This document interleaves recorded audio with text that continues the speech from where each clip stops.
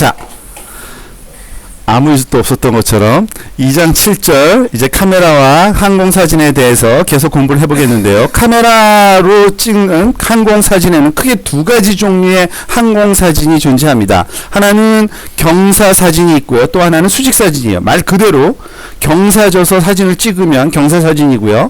수직으로 내려다보면서 찍는 거는 수직사진이라고 부릅니다. 즉, 그 탑재체에 탑재한 그 카메라의 그 상대적인 방향을 우리가 얘기하는 건데요.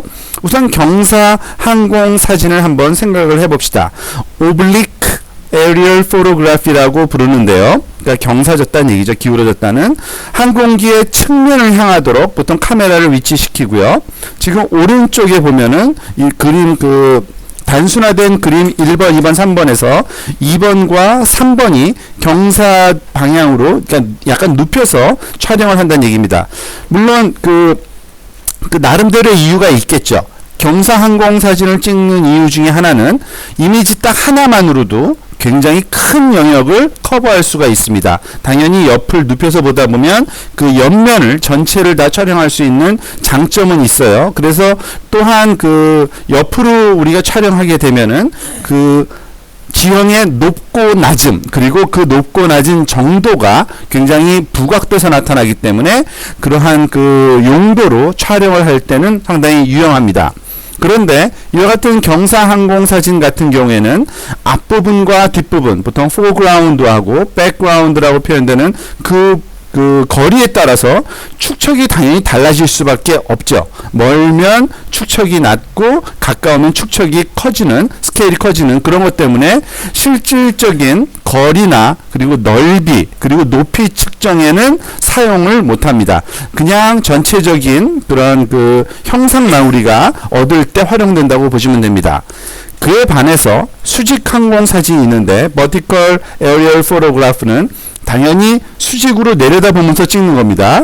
오른쪽 상단에 있는 1번 그림이 바로 그 수직 항공사진의 촬영 그 대상, 즉 카메라가 위에 있는 삼각형이 그 렌즈부터 포칼 포인트 또는 포칼 플레인까지의 그 면적을 이렇게 설명한 거고요. 촬영되는 그 지표의 면적이 요 아래 삼각형의 밑면에 해당되겠죠. 자, 사실 수직 항공사진, 특히 항공사진의 목적은요, 사실은 거리, 넓이, 높이 측정이에요. 대상을 실제로 측량할 때 사진으로 우리가 찍어서 그 대상을 측량을 많이 합니다. 그렇기 때문에 실제로 더 활용도가 높은 거는 수직 사진이라고 보시면 됩니다. 즉, 리모트 센싱이나 매핑을 위해 사용되는 항공사진의 가장 일반적인 방법은 수직 항공사진이 활용되고요. 이러한 용도의 카메라는요, 특히 기하학적인 왜곡을 최소화하면서 아주 빨리 촬영하도록 제작되는 그 특수한 카메라가 많이 활용됩니다. 그러니까 항공사진이다 보니까 항공기가 날아가면서 찍으니까 항공기 속도가 굉장히 빠르거든요. 그러니까 촬영도 굉장히 빨리 이루어져야 돼요. 그 특수 목적으로 만들어진 카메라가 활용된다고 보시면 되고요. 그리고 원래 목적 자체가 측량에 가깝기 때문에 거리 넓이 또 높이 재는 거기 때문에 정확한 지리적 좌표를 알 필요가 있어요. 그래서 그 촬영하는 그런 과정 중에 항법 시스템과 연결돼 있어 가지고 그 항공기의 항법 시스템에서 제공되는 다양한 위치 정보, 지리적 좌표 값을 각각 사진에 자동적으로 할당될 수 있도록 우리가 구성되어 있는 경우가 대부분이라고 보시면 됩니다. 이런 그 수직 항공 사진 같은 경우에는요, 그 일반적으로 어떤 줄을 따라서 라인을 따라서 비행기를 비행하고 그 플라이트 라인이라고 부르는 비행 라인을 따라서 우리가 촬영을 하는 경우가 대부분입니다. 그냥 아무렇게나 날아다니면서 찍을 리는 없겠죠. 그죠? 체계적으로 라인을 따라서 촬영을 할 텐데 보통 그 연속적으로 촬영을 합니다. 그 수직을 내려다 보면서 지상을 빠르게 연속 촬영을 하는데요. 그 어느 정도의 연속 촬영을 하냐면 그 프레임과 프레임 사이에 중첩이 되도록 합니다. 항상. 즉 이전에 찍은 영상과 그 다음 영상에 겹치는 부분이 많이 나타나도록 해요. 최소한도 50% 이상을 그 겹치게 합니다. 즉 50에서 60%의 중첩이 일어난다는 얘기는 뭐예요? 모든 지역은 두 번 촬영되는 거예요. 그죠? 왜냐하면은 앞부분에서 중첩되고 그 뒷부분에서 중첩되면은 그 모든 그 위치마다 그 두 번의 촬영이 일어나는데 당연히 바라보는 각도는 다른 곳이겠죠. 오른쪽 하단에서의 그림과 같이 지금 중첩된 여기서는 좀 표현이 제가 카피해온 그 이미지가 60에서 70이라고 오버랩 써있지만 뭐 큰 차이는 없습니다. 50에서 60 또는 60에서 70이라고 생각해도 별 큰 차이는 없고요. 요 중첩된 부분 입장에서 보면 왼쪽 비행 위치에서 한 번 촬영이 일어나고 오른쪽 비행기 위치에서 또 한 번 촬영이 일어나는 겁니다. 그러니까 동일한 대상 지역에 대해서 다른 방향에서 찍은 두 이미지를 항상 그 항공 수직 촬영에서는 얻는다고 보시면 됩니다. 이런 그 중첩을 하는 이유는요, 우리가 비행 경로를 따라서 총 커버리지가 보장, 즉 하나도 놓치는 지역이 없는 거죠. 다 촬영이 일어나는 거고, 적어도 한 번은 촬영되니까. 또한 두 곳을 그러니까 두 시야로 촬영하는 이유는 스테레오로 보기 위한 거예요. 말 그대로 스테레오스코픽 뷰잉. 그러니까 그래야지만 입체적으로 우리가 대상을 좀 분석을 할 수 있기 때문에 그렇습니다. 그래서 연속적인 사진쌍은 다른 관점에서 중첩 영역을 표시한 거죠. 즉 비행기의 왼쪽 위치에서의 한번 바라본 곳과 오른쪽 위치에서 바라본 서로 다른 곳에서 동일한 곳을 바라보게 해준 결과를 얻게 되고, 이런 거를 보통 입체 모델이라고 하고요. 이런 거는 우리가 스테레오스코프라고 부르는 특수한 그런 그 양쪽 눈이 다른 영상을 비춰보도록 하는 그러한 그 뭐 장치를 갖고서 우리가 살펴보면 그 대부분의 3차원적인 형상을 좀 더 시각적으로 아주 잘 이해할 수가 있게 됩니다.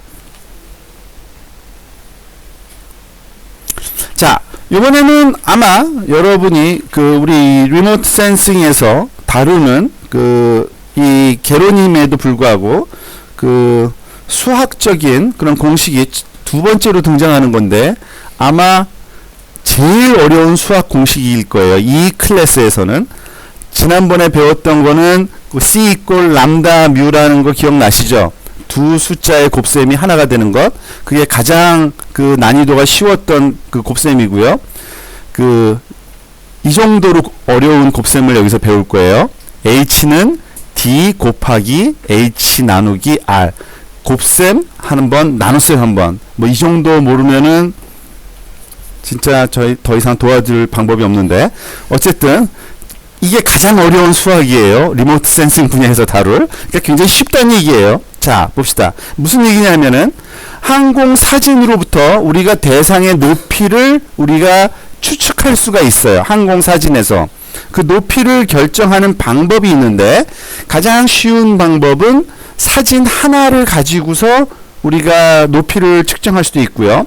또는 그 스테레오를 사진을 가지고서 그 높이를 측정하는 방법입니다. 그런 거는 보통 스테레오표 패럴렉스 방법이라고 얘기해요. 두 번째 거는. 첫 번째는 그 단일 사진으로 하는 건데, 단일 사진으로 우리가 그 대상의 높이를 그 추측하는 그 방법을 살펴보도록 합니다.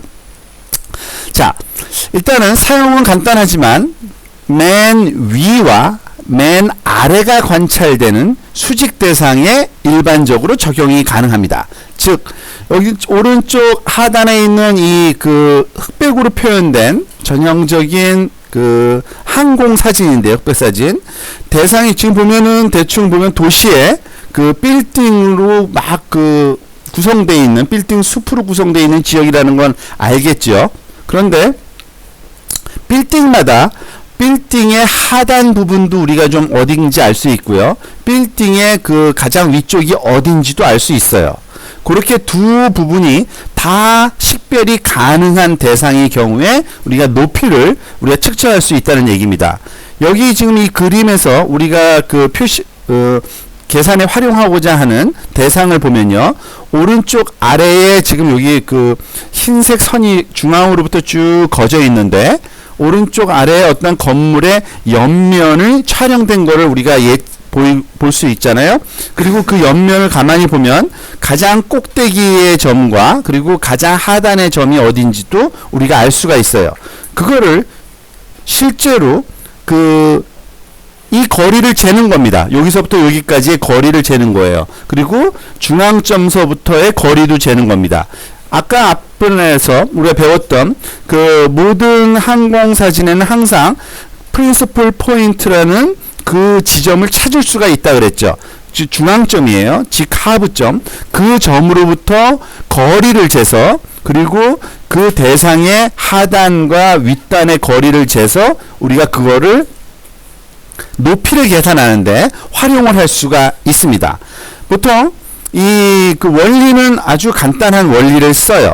그러니까 대상체의 반경 방향 변이는 항공기의 높이에 비례한다는 원리를 쓰는 겁니다. 자, 그 원리를 좌측의 여기 그림으로 단순화시켜서 한번 표현해 본 건데요. 지금 가만히 보면은 이 삼각형이 지금 그림이 그려져 있죠.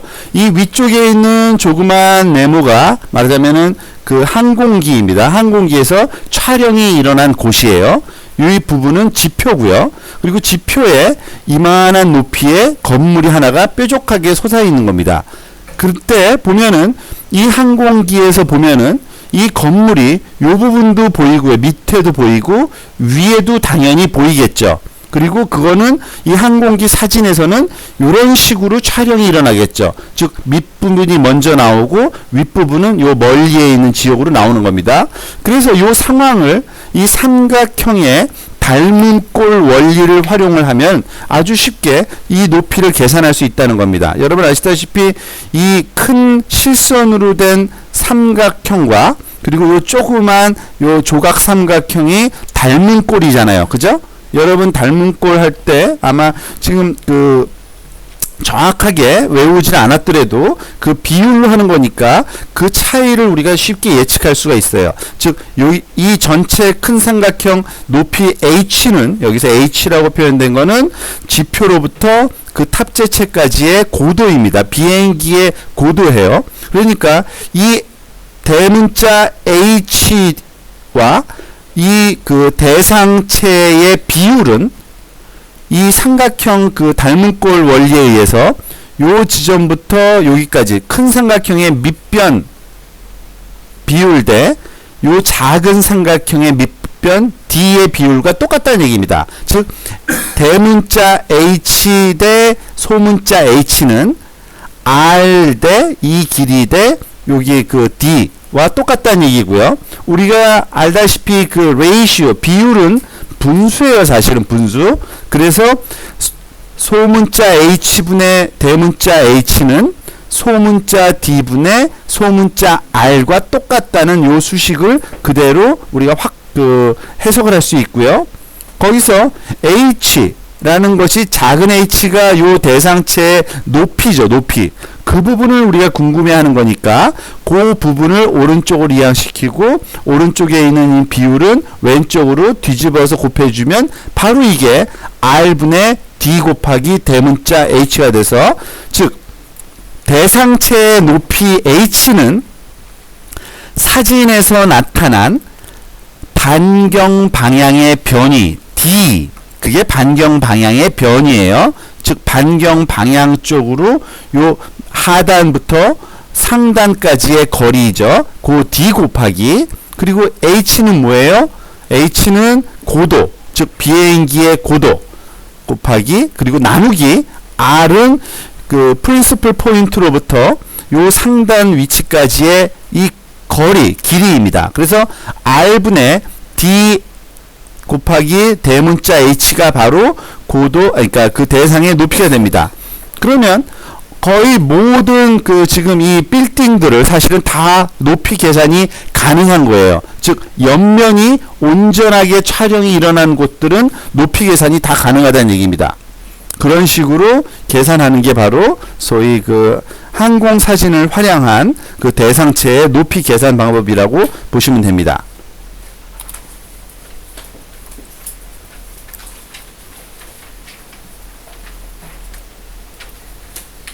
자, 두 번째 그 높이를 계산할 때 좀 더 정확한 방법이 사실 또 존재해요. 이때는 사진 두 개를 쓰는 건데 중첩된 항공사진, 즉 스테레오 항공사진을 활용하는 겁니다.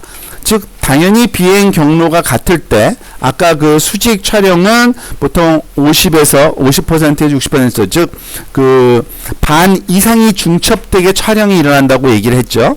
그 얘기는 그 모든 대상마다 두 번의 다른 각도에서의 촬영이 일어난다는 얘기입니다.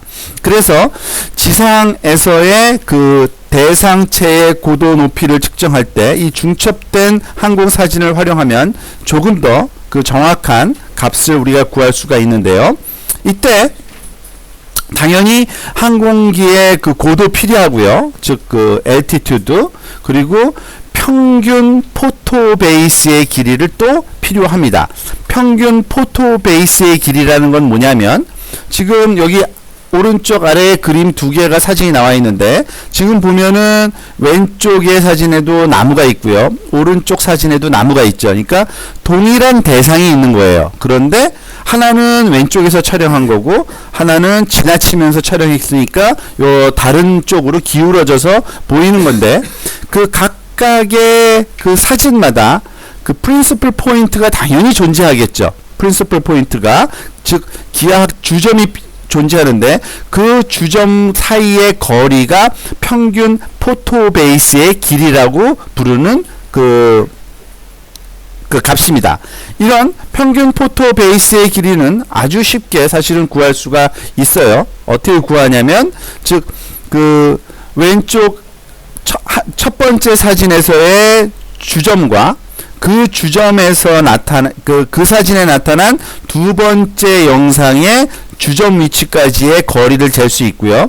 또 두 번째 사진도 주점이 있고 그 첫 번째 사진의 주점이 여기에서도 나타날 수밖에 없는데 그 거리를 재서 요 두 개를 평균을 내는 겁니다. B1과 B2를 2로 나누어 준 값이 소위 포토 베이스 랭스라는 값이에요. B라는 값.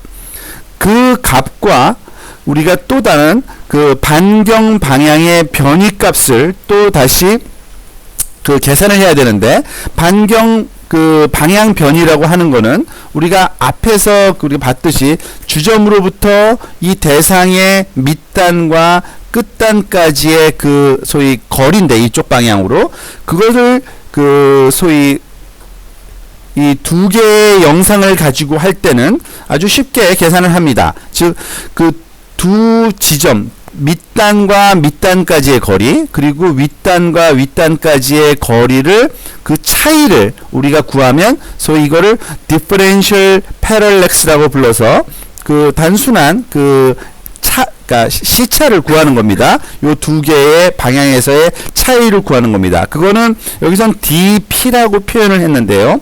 그 dp를 여기다 대입만 하면 되는 거야. 앞에서 봤던 수식과 거의 유사한 수식입니다.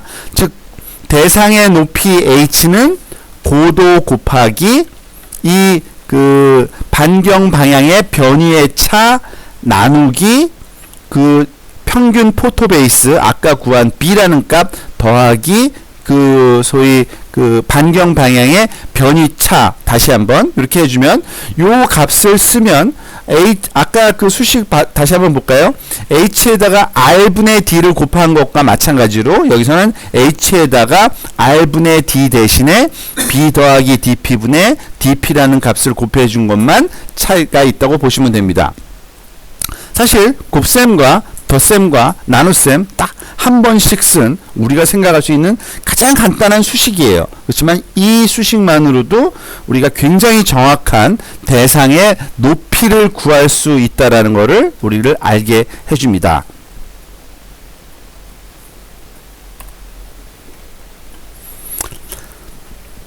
자, 이번에는 그 항공 사진을 가지고서 할 수 있는 몇 가지 그 추가적인 그 방법론에 대해서 조금 한번 살펴보겠는데요. 그 사실 그 일반 사진 경우에는 전자 감지 장치로 촬영한 데이터에 비해서는 그러니까 사진이라고 하면은 우리가 그 하고 들어가는 조건이 그러니까 필름으로 우리가 영상을 얻는 그 장치를 생각을 하시면 됩니다. 그에 반해서 전자감지 장치라는 건 주로 스캐너를 얘기하는 거고요. 이런 전자감지 장치로 촬영한 데이터에 비하면 사진은 그 분광 해상도는 낮을 수밖에 없습니다. 즉 파장대역별 나눔이 굉장히 어려워지는 거예요. 그렇지만 분광 정보보다는 미세한 공간적인 세부사항이 더 중요할 때 우리가 사진이라는 장치를 사용한다고 이해하시면 됩니다. 해상도에 여러 가지가 있었잖아요. 우리가 분광 해상도와 공간 해상도 두 가지를 비교할 때 공간 해상도가 더 중요한 경우라면 사진이 적절한 거고요. 분광 해상도가 더 중요하다면 우리가 스캐너를 사용을 해야 되는 겁니다. 보통 그리고 사진 측량하기라는 게 있죠. 포토그래메트리. 앞에서 방금 전에 두 슬라이드에서 우리가 사용한 그 사진으로부터 대상체의 높이를 측정하는 거를 간단한 예를 들었는데, 이 방법론들은 모든 그 사진을 가지고서 대상을 측정하는 학문 분야에서 개발된 아주 단순한 몇 가지 예입니다. 특히 그 수직 사진의 경우는요, 수직으로 일어나는 사진의 경우에는 그 촬영되는 기하학적인 그 관계가 아주 잘 이해되고 있어 가지고서요, 그 다양한 응용 분야에서 우리가 대상을 정확하게 측정하는데 활용이 일어납니다. 뭐 지질, 임업, 지도 제작 등에서 활용이 많이 된다고 보시면 되고요. 사진은 보통은 사람의 분석에 의해서 수동적으로 해석된다고 보시면 됩니다. 자동보다는. 그들은 또한 디지털 이미지로 스캔해서 컴퓨터 환경에서 분석될 수도 있지만 결정적인 소위 수치화는 그 높이를 계산한다든지 하는 것들은 주로 사람의 그 손을 좀 거치게 돼 있고요. 다중밴드 사진도 존재하긴 합니다. 즉 멀티밴드 포토그래피인데요. 그 컬러 필름을 얘기하는 게 아니라 그 여러 개의 그 다른 스펙트럼 범위에서 동시에 사진을 획득하기 위해서 우리가 필름하고 필터를 조합으로 쓰는 경우가 있습니다. 즉 모든 필름은 예를 들어서 우리가 앞에서 사이 흑백 필름, 팬크로매틱 필름을 예를 들었었는데요.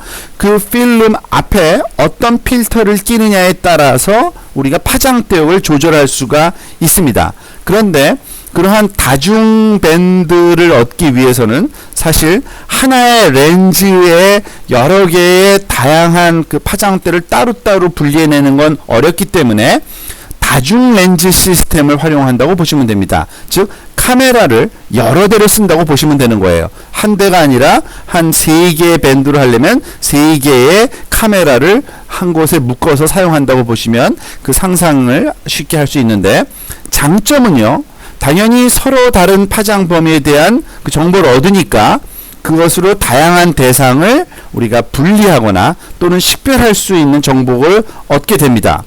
그런데 당연히 그 다중밴드는 한꺼번에 우리가 분석하기가 좀 어렵고 여러 사진을 동시에 분석해야 하는 문제를 항상 갖기도 합니다. 이런 다중밴드 사진이 기술적으로 가능하고 활용이 전혀 안 되는 건 아니지만 상대적으로 활용도는 좀 떨어지고요. 이런 경우에는 차라리 우리가 그 멀티 스펙트럴 스캐너, 즉 다중분광 스캐너를 사용을 하는 것이 더 나은 방법론이라고 보시면 됩니다. 자, 카메라 중에서도 우리가 필름이 아닌 그 소위 디지털 방식의 카메라가 이제 점점 확산되고 있으니까 그 같은 카메라, 즉 렌즈를 써서 광학적인 값을 기록하는 카메라라 할지라도 디지털 방식의 저장 매체를 쓰는 디지털 카메라에 대한 특성을 우리가 조금 정리를 하고 넘어갈 필요도 있습니다. 그러니까 필름을 사용하진 않겠죠.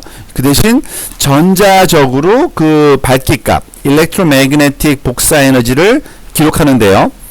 필름 사용 대신에 디지털 카메라에는 전자기 복사를 그 개별적으로 반응하는 실리콘 코팅된 CCD라는 그런 디바이스가 있습니다.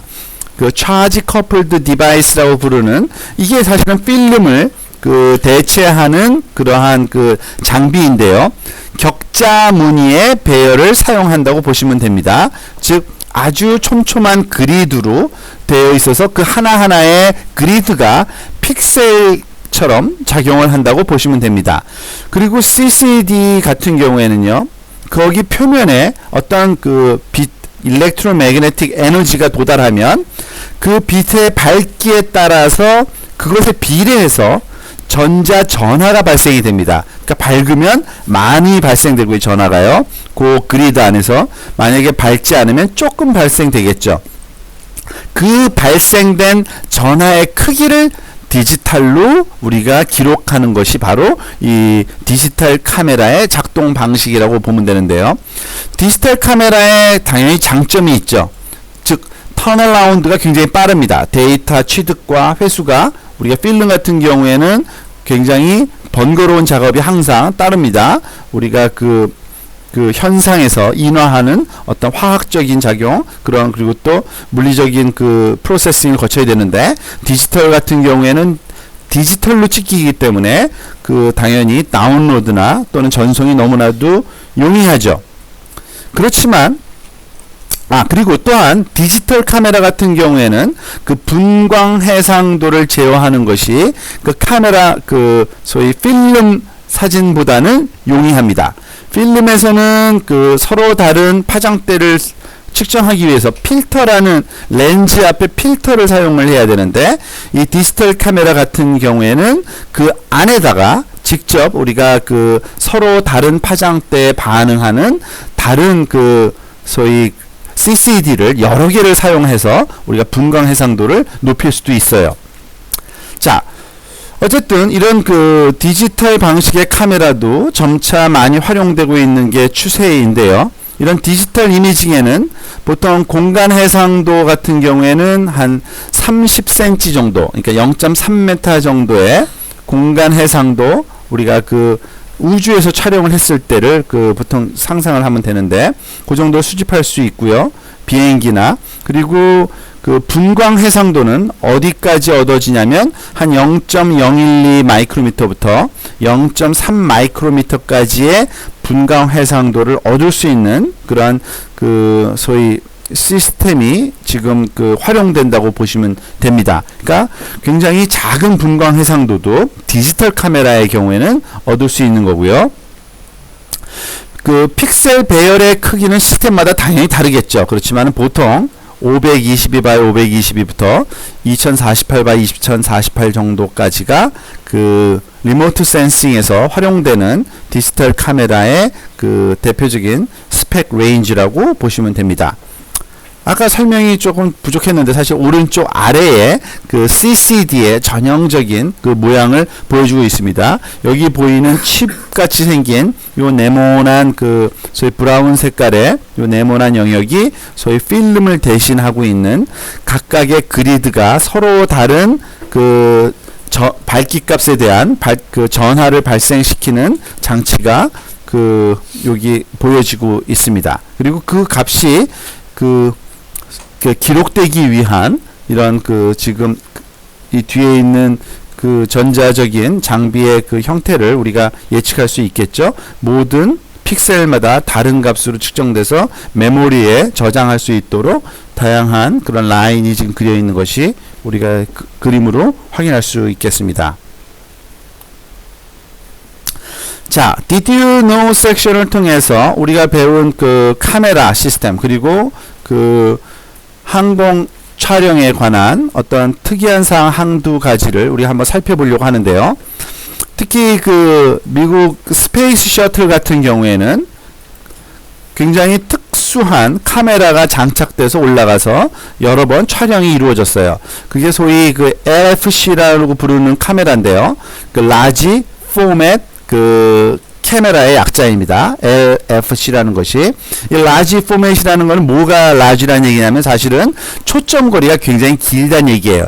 305mm 정도의 굉장히 긴 초점거리를 갖는, 초점거리가 길면 길수록 그 촬영되는 대상 영역은 좁아지지만 스페이스 셔틀 같은 경우에는 그 굉장히 높은 곳에 위치해서 수백 킬로미터 상공에서 그 촬영이 이루어지는 거기 때문에 역시 그 촬영 대상도 한 수백 킬로미터 정도의 그 영역을 우리가 촬영하는 그러한 그 카메라라고 보시면 됩니다.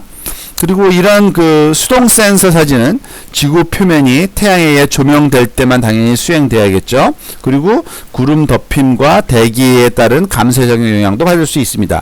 오른쪽에 지금 그림 하나가 그런 그 라지 폼의 카메라로 찍힌 지구 표면의 어떤 그 한 부분을 지금 한번 보여주고 있고요.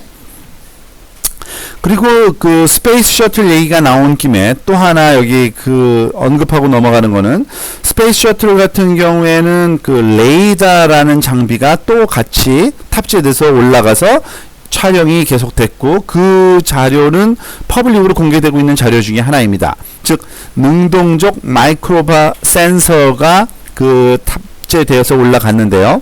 우리가 이제 다다음 그 챕터에서 배우게 될 내용인데 광학 센서 배운 다음에 마이크로웨이브 센서에 대해서 배울 그 예정입니다. 그러한 그 마이크로웨이브 센서는 우리가 능동적으로 액티브한 센서라고 해서 자기 자신의 에너지를 갖고 있다 그랬죠. 이런 레이더를 가지고서 그 지구 표면을 영상화를 해서 특히 오른쪽에 지금 보면은 그 미국 대륙의 북미 대륙의 고도 정보를 지금 그러니까 그 소위 디지털 엘리베이션 맵을 보여주고 있는 거거든요. 모든 지역의 높이를 지금 그레이 스케일로 한번 살짝 그려본 건데 이런 정보를 우리가 얻을 수 있게 해주는 것이 바로 이런 레이더 장비입니다. 더군다나 이런 레이더 장비의 장점은 그 굉장히 긴 전자파를 쓰기 때문에 구름은 그냥 뚫고 지나가는 성질이 있어요. 마이크로웨이브는. 그리고 밤이나 낮이나 상관이 없습니다. 왜냐하면은 능동적 시스템이기 때문에 자기 자신이 직접 그 에너지를 쏘고서 받는 그런 장비로서 거의 모든 지역이 균일한 그러한 그 소위 양질의 데이터를 얻을 수 있는 장점이 이런 레이더 장비라고 보시면 됩니다. 자, 카메라의 활용도에 관해서 우리 디디오노로 또 한번 그 어떻게 활용될 수 있는지 한번 살펴보도록 합니다. 특히 UV 스펙트럼 부분에서 사진을 찍는 그러한 카메라가 아주 유용하게 쓰일 수 있다라는 건데 자외선 스펙트럼 부분도 우리가 그 사진으로 촬영할 수 있다고 얘기했어요. 앞부분에서 그 지난 시간에 설명된 그 소위 팬크로매틱 필름을 쓰고 그 앞부분에 가시 영역을 그 제한하는 필터를 사용하면 울트라 바이올렛 자외선 부분만 찍히는 그러한 사진 그 소위 측정이 가능하게 되는데요. 아주 그 특이한 예를 한번 보면 이런 겁니다. 특히 야생동물 연구 같은 데서는 아주 재미있는 예를 찾을 수가 있는데요. 예를 들어서 하프실이라는 게 있습니다. 그러니까 뭐 그 바다 표범의 한 종류예요. 하프라는 것은 이름인데 지금 오른쪽에 있는 요 친구가 바로 하프실이라고 부르는 바다 표범입니다. 상단에 있는 것이 그 어미고요. 어른 하프실이고요. 요 하단에 있는 게 그 소위 그 베이비 하프실이에요. 애기죠. 어린 하프실과 그 성인 하프실의 그 겉에 그 소위 색깔이 완전히 다르다는 걸 알 수 있습니다. 어릴 때는 하얀데 털이 하얀데 나이를 먹어서 이제 성인이 되면 이렇게 어두운 색, 검은색으로 털의 색깔이 변하는 좀 그 특이한 현상이 일어나는데 만약에 우리가 그 소위 팬크로매틱 이미지, 전색성 이미지로 우리가 이 대상을 촬영을 한다면 당연히 얼음 위에 또는 그 눈 위에서 살기 때문에 성인 그 바다 표범은 아주 쉽게 확인이 될 거예요. 그죠? 검은색 점으로 탁탁탁 눈에 튀겠죠. 그런데 오른쪽 아래에 있는 이 친구 같은 경우에는 눈 색깔이나 뭐 자기 털 색깔이나 거의 똑같아서 흰색 털이 전혀 그 식별이 안 될 수가 있습니다. 하지만 특이한 점 중에 하나는 그 성인이든 어린 바다 표범이든 요 털의 성질 중에 하나가 울트라 바이올렛 에너지를 강하게 흡수합니다. 자외선을 아주 잘 흡수하는 그러한 성질을 갖고 있는 털이에요. 둘 다. 그러다 보니까 만약에 요 두 대상이 어디에 있든지 간에 울트라 바이올렛 이미지로 측정을 하면은 그 어둡게 나타나기 때문에 당연히 나머지 그 지구 표면에, 그러니까 얼음이나 그 위에 모든 부분에서는 다 반사가 일어나고, 요 어린 그 표범이나 또는 그 소위 바다표범이나 성인 바다표범이 다 까맣게 어둡게 나타나서 아주 쉽게 그 표범의 개체 변화라든지 하는 것을 우리가 그 모니터링 하는데 아주 쉽게 활용할 수 있는 그 사진이 UV 스펙트럼 부분을 사진으로 찍어서 활용하는 것이 그 예라고 할 수 있겠습니다.